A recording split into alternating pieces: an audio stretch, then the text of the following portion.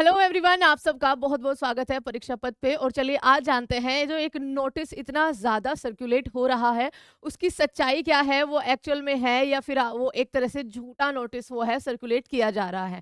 क्योंकि बहुत सारे जो चैनलों पे देखा है उसमें मैंने देखा है कि उसमें नहीं बताया गया है कि ये नोटिस सच है या झूठ है। सबसे पहले नोटिस के बारे में एक बार पढ़ लेते हैं। आप सभी की उम्मीदों को जगाने वाला ये नोटिस है, यानी कि ये रेलवे रिक्रूटमेंट को लेकर आपका एक नोटिस है। क्या है? आपका आरपीएफ रिक्रूटमेंट 2024, आरपीएफ की नई वैकेंसीज आपकी क्या है उसको लेकर एक नोटिस है। इस नोटिस में आपका बेसिकली कहा गया है क्या, कि इस नोटिस में कहा गया है कि भैया आरपीएफ में लगभग 12,000 प्लस पदों पर भर्ती होने जा रही है। 12,476 पद यहाँ पर लिखे हुए हैं रेलवे प्रोटेक्शन फोर्स के अंदर। उसके बाद सिलेक्शन प्रोसेस का बता रखा है। देखो, कांस्टेबल और एसआई दोनों के लिए है, तो कांस्टेबल के लिए 10th पास, और अगर आप एसआई में जाना चाह रहे हो, एसआई के लिए फिल करना चाह रहे हो, तो ग्रेजुएट लेवल पे। सिलेक्शन प्रोसेस वही है जो पहले होता था। आपका रिटन एग्जाम होगा, पीएसटी पीईटी होगा, फिर आपका डॉक्यूमेंट वेरिफिकेशन एंड मेडिकल होगा।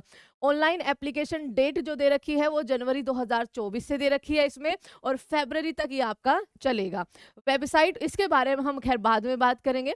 रिक्रूटमेंट पोस्ट और vacancies total number of 12,000 plus post है, और ये मेल और फीमेल दोनों के लिए है, जिसमें आपका कांस्टेबल के लिए 9,000 प्लस है, और जो सब इंस्पेक्टर की पोस्ट है उसके लिए आपका 3,000 प्लस वैकेंसी जिसमें बताई है। आगे का क्राइटेरिया देखिए।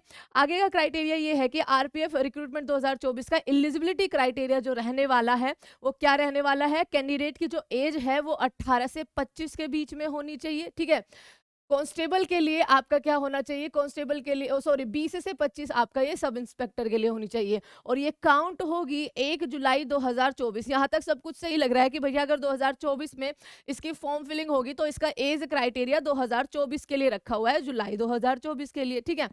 एज रिलैक्सेशन आपको 5 साल का मिलेगा एससी और एसटी में, और 3 साल का मिलेगा आपका ओबीसी कैंडिडेट्स के लिए। ये भी यहाँ तक भी सही है। अब देखिए कांस्टेबल पीएसटी और पीईटी में क्या आपका रहने वाला है।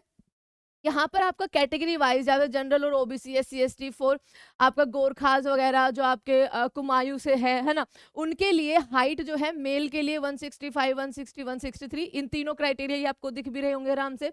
फीमेल्स के लिए आपकी दी हुई है, आपका चेस्ट का क्राइटेरिया दिया हुआ है। अब देखिए यहाँ पर आपका कांस्टेबल मेल के लिए आपकी जो दौड़ होने वाली है वो 1600 मीटर होने वाली है, 5 मिनट 45 सेकंड में पूरी करनी पड़ेगी। महिला 800 मीटर की आपकी कांस्टेबल फीमेल के लिए 3 मिनट 40 सेकंड में पूरी करनी पड़ेगी। वहीं अगर बात करें लॉन्ग जंप के बारे में, तो आपका 14 फीट है मेल के लिए और 9 फीट है फीमेल के लिए। हाई जंप की बात करें तो आपका 4 फीट है, मतलब 4 फीट है मेल के लिए और 3 फीट है आपका फीमेल के लिए। अब देखो यही सब इंस्पेक्टर पोस्ट के लिए अगर हम बात करें हाइट को, तो आपका जनरल कैटेगरी में 165 सेंटीमीटर होनी चाहिए, फीमेल के लिए 157 होनी चाहिए। फिर अलग अलग आपकी कैटेगरीज में अलग अलग आपका थोड़ा कम होती जाती है। उसके बाद चेस्ट में आपका यहाँ पर क्या होना चाहिए, 80 होना चाहिए, और फुलाकर आपका 85 होना चाहिए। ओके, आगे देखते हैं, ये मेल के लिए है। उसके बाद रनिंग, सब इंस्पेक्टर के लिए जो रनिंग होगी वो आपका कितना होगा, मेल के लिए वो होगी 1600 मीटर 6 मिनट 30 सेकंड के अंदर।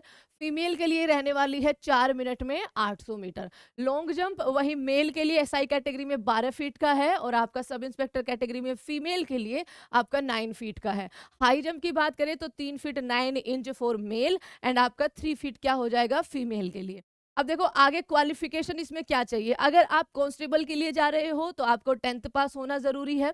अगर आप सब इंस्पेक्टर वाली पोस्ट के लिए जा रहे हो तो आपको ग्रेजुएशन होना आपका क्या है, जिस भी आप स्टेट या यूनियन टेरिटरी से, आपकी ग्रेजुएशन होना आपका क्या है, जरूरी है। के बाद सिलेबस और आपका एक तरह से पैटर्न क्या रहने वाला है, वो रहने वाला जनरल अवेयरनेस, अर्थमेटिक और जनरल इंटेलिजेंस, यानी कि आपका रीजनिंग। 50 क्वेश्चन आपका जीए के आएंगे, अर्थमेटिक के आएंगे 35, और आपके 35 आएंगे रीजनिंग के। ये सारे आपके क्वेश्चन वाले हैं।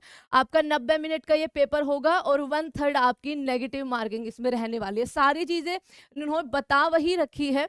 आपका कांस्टेबल पे स्केल आपका 21,700 7th सीपीसी पर मंथ के अनुसार लेवल 3 का। आपका सब इंस्पेक्टर का आपका 35,400 के ऊपर रहेगा। आरपीएफ का जो आपका कंप्यूटर सॉरी एक तरह से एग्जाम पैटर्न या फिर क्राइटेरिया होता है वो बिल्कुल इसी तरह की, पहले आपका कंप्यूटर बेस्ड टेस्ट होगा, उसके बाद पीईटी और पीएमटी होगा, डॉक्यूमेंट वेरिफिकेशन होगा, एंड देन आपका क्या होगा, मेडिकल होगा। अब देखिए इसके यहाँ पर आइए बच्चा। एप्लीकेशन फीस एससी, एसटी और पीडब्ल्यूडी जो कैंडिडेट्स हैं उनके लिए कोई फीस नहीं होगी। आपका फॉर ऑल अदर्स, ठीक है, उनके लिए ₹100 फीस होगी। अप्लाई आप कर सकते हैं इसकी ऑफिशियल वेबसाइट पर जाकर। बस यहीं पर ये थोड़ी-सी कमी है कि इसमें कोई भी ऑफिशियल वेबसाइट इस नोटिस में नहीं दे रखी है। इसकी जानकारी आप जो https studyfordreams.in करके है वहाँ पे ले सकते हो उस नोटिस की जानकारी। ऑफिशियल वेबसाइट पर ये अभी तक नहीं आया है, इसलिए बच्चा एंड में मैं यही कहूँगी कि ये नोटिस जो है झूठा है एक तरह से। इसको मान देखो, तैयारी आप अपने शुरू कर दीजिए रेलवे के लिए। रेलवे की जो वैकेंसीज़ है, हर एक कैटेगरी में वो बहुत ज़्यादा जल्दी आपकी आने वाली है। एएलपी की आपको देखने को मिल जाएगी शायद जनवरी के अंदर 110%, ठीक है।